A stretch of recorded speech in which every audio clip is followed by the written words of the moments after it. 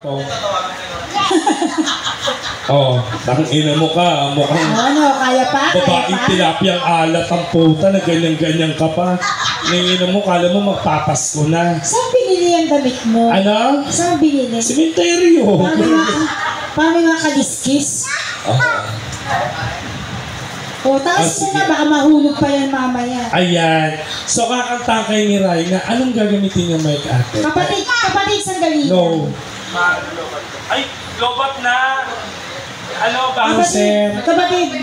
Ayun, alam mo sa totoo, wag na natin siyang utusan. Total may waiter na naman na. Para at least, sa waiter na lang ako lang. Hindi ka dito, waiter. Ikaw na yung pinaka-favorite ko ngayon.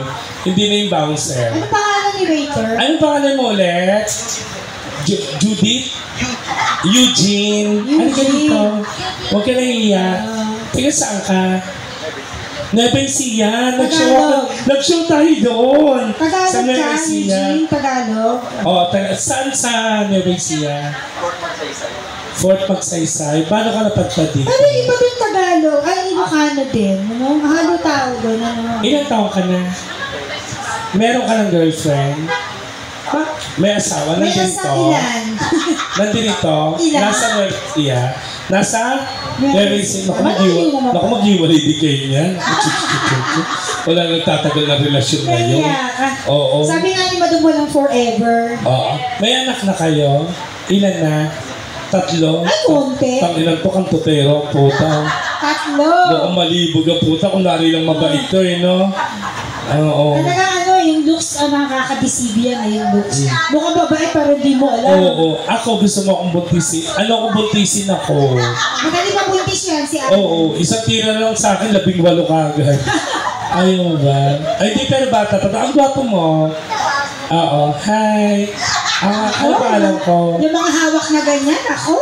Ano? Parang tatanggal yung isang sing-sing ko. Teka lang na. Naiilaw mo ng konti para kasi bouncer eh. Eugene, magtrabaho ka ng maayos ha? Para sa kinabukasan. Para sa kinabukasan ng pamilya mo ha? Huwag ka mag-alala. Ayoko sabihin kasi Facebook ko, Alan Diaz eh. Ayoko sabihin, baka mamaya i-chat niya ako eh. Talay mo sa akin mamaya sabihin ko sa'yo. Oo. Eugene, tapos huwag kang tingin ng tingin sa akin ha? Kasi conscious siya. Oo, mahihain ako sa mga ganyan. Oo, kasi pag mga ganyan kasi baka mamaya. Break na daw kayo ni Bouncer. Talaga makikipag-iwalay na ako kay Bouncer. Bakit? Alam mo kung bakit? Bakit? Ina? Bakit? Sabi ko sa kanya, Bouncer, tirahin mo ko. Ano nga? Noong nakaraang Webes. Ang ginawa niya, dinala niya ako sa Sofitel, Astrotel. Dito sa Divisoria. Yan lang, malapit lang. Papasok. Sabi ko, Bouncer, tirahin mo ko. Tinira ako. Tangina sa mukha ko tinira. Putangina, ang sakit ng panga ko. Kaya pala may pasaka sa mukha. Eugene, di pa ako tapos sa'yo. Hindi ka na. Kuha ka ng battery. Baka mamaya matanggal sa trabaho yun. Hindi ko kuha ng battery kasi lobat na ito. Lobat. Oo. Saan ka kuha ng battery? Wala siya. Sa motor shop, baterya ng motor. Battery na. Kunwari nagpapa. Nako! Bouncer! Diyos ko, meron na ako ipapalit sa'yo. Nagagalit si Bouncer. Huwag ka ng dyan. Unahan mo, Eugene. Kuhanin mo yung battery. Eugene, kuhanin mo. Kuhanin mo, Eugene. Mapit ka daw sa kanya. Eugene, kuhanin mo. Tinan mo, nagpapapansin talaga siya. Talaga ilalayo niya yung baterya. Huy! Habulin mo daw siya. Habulin mo. Habulin mo. Panginoon pong matandang callboy na to.